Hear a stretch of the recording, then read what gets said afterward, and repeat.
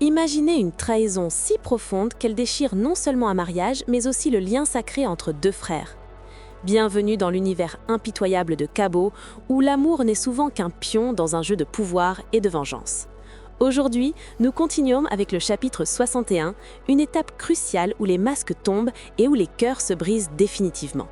N'oubliez pas de vous abonner à la chaîne et appuyer sur le bouton j'aime pour nous soutenir.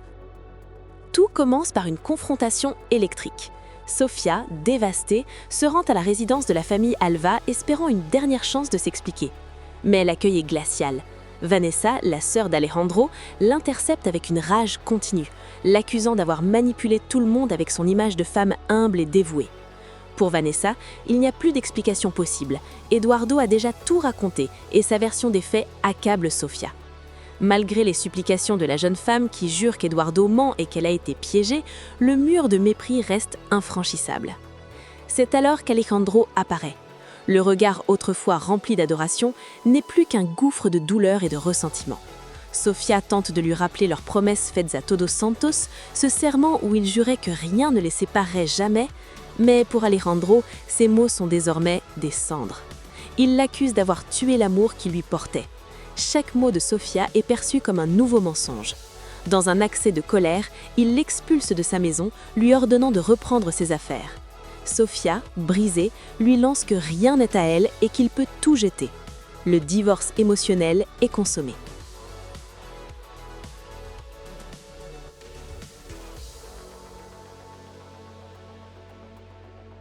Pendant que Sofia s'enfonce dans le désespoir, Eduardo, le cerveau derrière ce chaos, continue de tisser sa toile.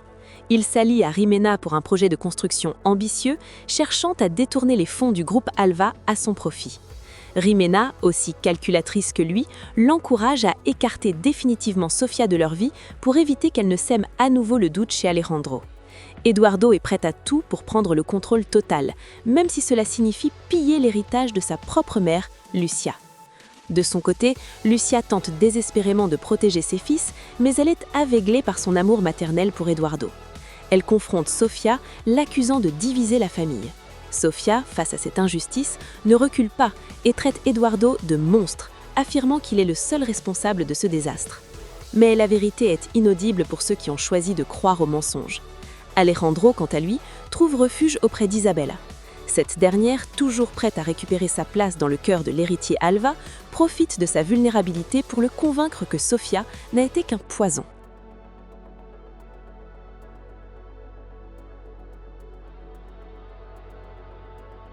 Pendant ce temps, une lueur d'espoir apparaît dans une autre intrigue. Luis, luttant pour sa mobilité, fait ses premiers pas avec l'aide de sa kinésithérapeute. C'est un moment de triomphe fragile dans un océan de tragédie. Cependant, l'attention revient vite sur le devant de la scène quand Rebecca, la sœur de Sofia, tente de la secouer. Rebecca, pragmatique et un brin cynique, pousse Sofia à arrêter de pleurer sur un homme qui ne veut plus d'elle et à accepter l'aide de Miguel Cantu, un homme puissant et mystérieux qui semble avoir un intérêt particulier pour elle. Le conflit entre les frères Alva atteint son paroxysme lorsque les manipulations financières d'Eduardo commencent à porter leurs fruits. Il cherche à réduire les budgets des autres départements pour financer sa nouvelle entreprise, tout en gardant Alejandro dans l'ignorance. Le climat est à la paranoïa, personne ne sait plus à qui faire confiance. Alejandro est hanté par les souvenirs de son mariage, se demandant comment il a pu se tromper à ce point sur la femme qu'il aimait. Sofia, plus seule que jamais, réalise que pour retrouver sa dignité, elle doit cesser de supplier et commencer à se battre contre ceux qui ont orchestré sa chute. Mais dans une famille où les secrets sont des armes, le chemin vers la rédemption sera pavé de nouveaux sacrifices.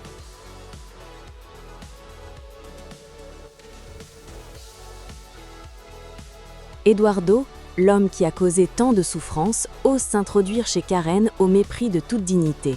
Il la supplie, l'appelle « mon amour », clamant qu'il veut la récupérer, mais le regard de Karen est de glace. Elle lui ordonne de partir, menaçant même d'appeler la police, car pour elle, ses excuses ne sont que des mensonges supplémentaires. C'est alors que survient un coup de théâtre. Jimena, la mère de Karen, intervient pour avouer que c'est elle qui a invité Eduardo. Elle justifie sa présence par des raisons professionnelles, prétextant que le patrimoine de la famille est en jeu et qu'Eduardo est le seul capable de diriger l'entreprise malgré la tempête. Karen est révoltée par cette trahison maternelle, mais sa mère insiste froidement. Les affaires passent avant les sentiments. Eduardo, jouant la carte du martyr, affirme que se jeter dans le travail est sa seule façon de supporter la perte de Karen, avant de s'isoler dans le bureau avec Jimena, laissant derrière lui une Karen dévastée et incomprise. Pendant ce temps, dans une autre sphère de douleur, Alejandro Noriega n'est plus que l'ombre de lui-même. Isabella le regarde avec une compassion mêlée d'un amour inavoué, lui rappelant que Sofia l'a trahi et qu'il ne doit pas se laisser consumer par la haine. Alejandro confesse qu'il ne se reconnaît plus, qu'il est emprisonné par la rancœur et le dégoût. Isabella tente de raviver la flamme de l'homme fort et vaillant qu'il était, lui promettant une fidélité inébranlable, peu importe ses décisions.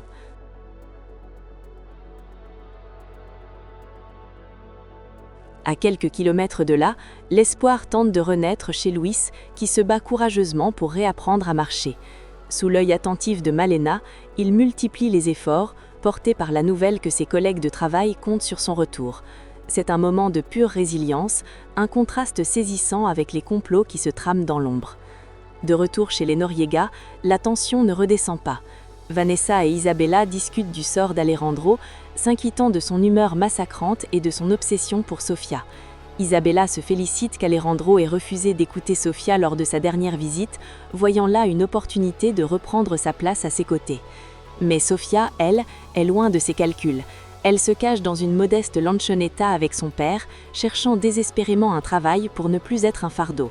Sa sœur Rebecca, toujours aussi opportuniste, essaie de la convaincre de demander le divorce pour récupérer la moitié de la fortune d'Alejandro, mais Sofia, fidèle à ses principes, refuse catégoriquement. Elle ne veut un centime de l'homme qui l'a rejetée.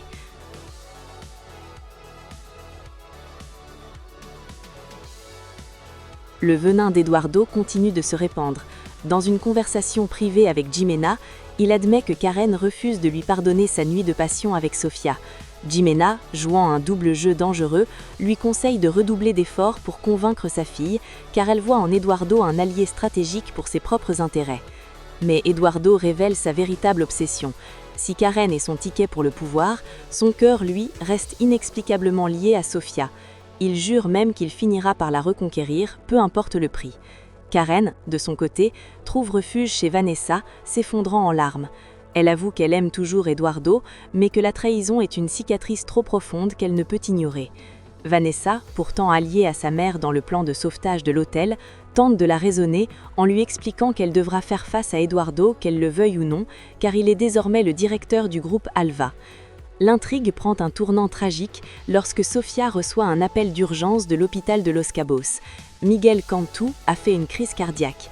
Sofia se précipite à son chevet, le cœur serré par l'angoisse. Le médecin lui annonce que l'état de Miguel est délicat et que son cœur est extrêmement fragile.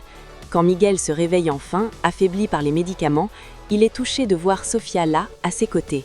Dans un moment d'une rare émotion, Sofia lui promet de prendre soin de lui comme il l'a fait pour elle. C'est alors que Miguel lui propose un pacte solennel.